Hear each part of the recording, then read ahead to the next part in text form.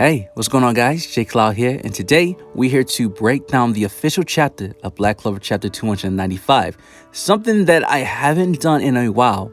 Chapter breakdowns, if you're not familiar, is something where I go fully in depth with certain key moments that happen in the chapter, because when the official release drops on Sunday, it gives us better context and the proper dialogue and the right terminology for a lot of things. And when I asked you all on Twitter, should I bring those videos back? You all said yeah. So here we are. And if you are new to the channel, be sure to leave a like on this video, drop a comment down below right now to give me your thoughts on how you felt about this chapter, and subscribe to the channel with notification bells on if you are new. Now let's get started. Now about the color page, because a lot of you wanted my thoughts about the color page, and I did not talk about this in my review because I saved it for this purpose. And the color page screams death flags for Yami so bad. Everyone is wearing black suits like they're going to a funeral, even though, yes, the theme of them are black bulls, but come on now. Yami is in the back, facing the opposite direction while everyone is looking ahead, while Asa still has Yami's katana, almost like this is a metaphor where the black bulls are continuing to move forward, while Yami, he can't anymore because his fate has already been decided. Now, Yami dying this arc is very possible, same with William, but I do have my own theory who I truly believe is going to die this arc, which I will save for another video. However, Tabata has been showing a lot of subtle foreshadows of Yami's death. So if you guys think Yami's going to die in this arc or he's going to survive, let me know in the comment section, because if he does die, this is going to be a very sad day within the community. Now in this chapter, we see Noelle with the Water Spirit, and immediate reaction, I was like, okay, who didn't see that coming, right? And some people, well, I say a lot of people, not just some, but a lot of people in the comment section, they did not want Noelle having the Water Spirit this chapter yet. They did not want this a part of the story for now. And this pretty much makes a caveat of her ultimate magic, that more than likely we will not see a transformation from her ultimate magic. At this point, I'm more so thinking that more than likely it's going to be an attack spell, which I am fine with, because transformations in Black Clover, which, you know, I love them, but Tabata might need to slow down. Unless he's feeling transformation happy, he was like, oh, I'm gonna give her and transformation her ultimate magic as well. Which, long as it's that dragon form that I theorize about, oh, I'm fine.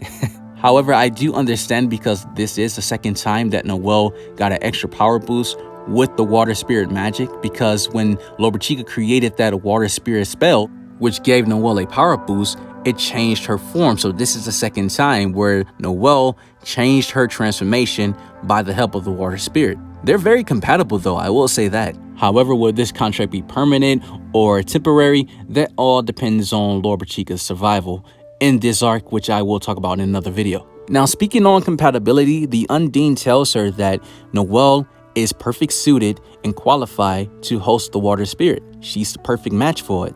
However, they do not get along. Undine tells Noelle that I would not want to be with a nosy brat like you. Loropechica all the way. The Dryad trying to calm them down, and they're going back and forth. And I really love this moment because it reminds me of Asta and Liba, the way they react to each other. But Noelle and Undine, they are very compatible when it comes to working together. However, when it comes to communicating, that's a different story. Now, the official translation, this part of the dialogue when the Dryad was talking about Vanica, gives so much clarity. She talks about that half of the body of Vanica has physically manifested the Supreme Devil Medicula. This is something I've always been curious about. How is she able to physically manifest her Supreme Devil, but not Xenon? We haven't seen that yet, and not Dante.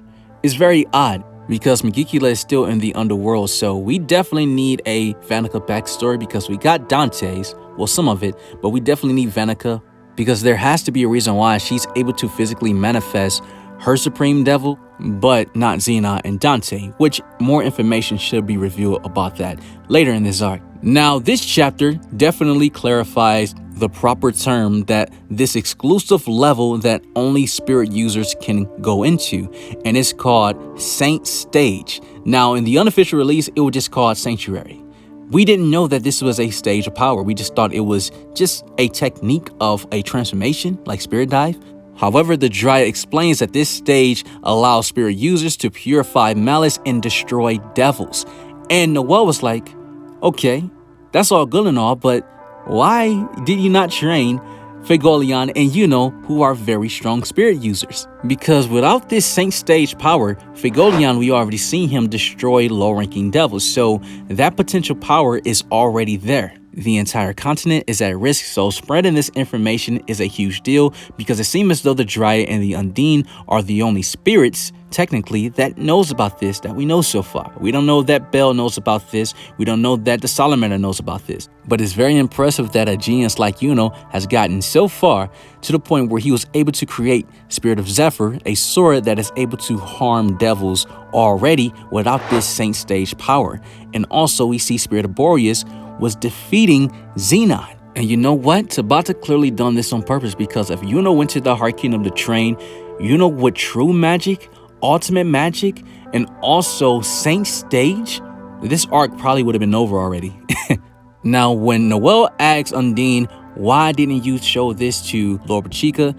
It makes a lot of sense. Her reasoning makes a lot of sense because she probably taught this to all the previous queens because she said that Loropechica is so different than all the other queens. She was unordinary. She stands out, despite the fact that she has so much magic power. The problem with Loropechica is that she could not learn a single attack spell. Now, she's not the only character in the series who cannot learn a single attack spell, who hasn't shown a single attack spell. And that is the reason why she can never achieve the Saint Stage of power, because she cannot learn a single attack spell. So that is required to even get to this stage. And that Loropechica is too kind. We know that when it comes to magic powers, it's very connected to the character's personality. We see how Finral and Langris, they both have spatial magic. However, one is clearly aggressive, had this aggressive nature, which is Langris, which is why he has offensive spatial magic. Whereas Finral, he's more kind-hearted, he's more laid back, which is why he doesn't have offensive magic spells like his brother. Another example of this, Noelles is a character who is very calm, cool, and collected. He's always trying to find ways and strategies to defeat his opponents, which is why his Mercury magic is all-purpose magic. You can go down a list with so many characters in Black Clover, and it makes a lot of sense why their magic is the way it is. And for Loropechica, her kindness is also her weakness. Loropechica told Undine that she feels like a failure because she cannot learn a single attack spell.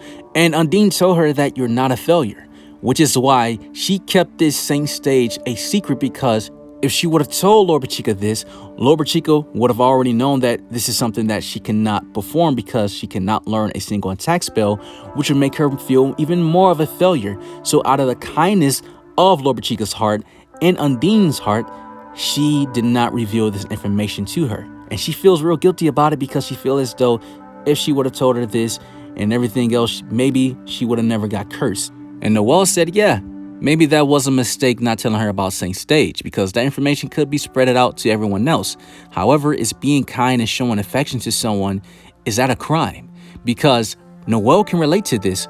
Noelle kept it a secret about the true situation about Aesir Silva and how her death impacted the entire family, and why he was so hard on Noelle because he was afraid of losing her, and he apologized. He kept this secret to himself. He did this out of the affection and the love he has for his siblings and also his sister Noelle. That's why after Noelle said, hey, we may have our differences, but we have the same goal. Let's stay with Loropechica together. So I love this character growth from Noelle. Now we see Loropechica, she's getting the best of Gaia, which makes a lot of sense because he is not fighting back. And Vanica, she even alludes to this like, hey, fight back, let's have some fun. And it's so sad watching this because we see Loropechica while she's fighting Gaia, she's crying.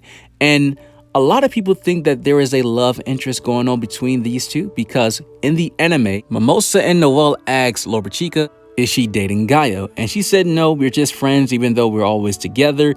And Undine, she said, poor Gaia, I would not tell him this, indicating that Undine and Gaia may have talks about Loropechica that he likes her.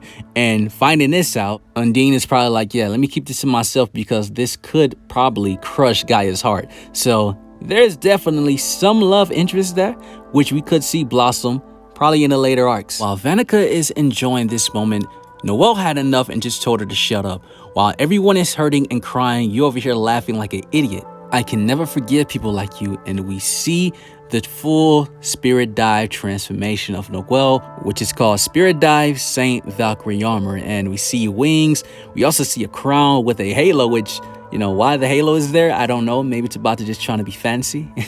Another thing that I picked up is that her lancer looks very different too, and it's much longer and wider. And overall, I really love the design. And I can't wait to see the power that she's going to perform in this Spirit Dive form. And yes, I will make a video about it. I can't wait to show you guys this Phegolion video I've been working on. Can't wait to bring that, because now is the perfect time to do that Phegolion video, which you guys should already know what that video is going to be about, which you should already know that if you subscribe to the channel with notification bells on, you will see that video right into your notification feed, right?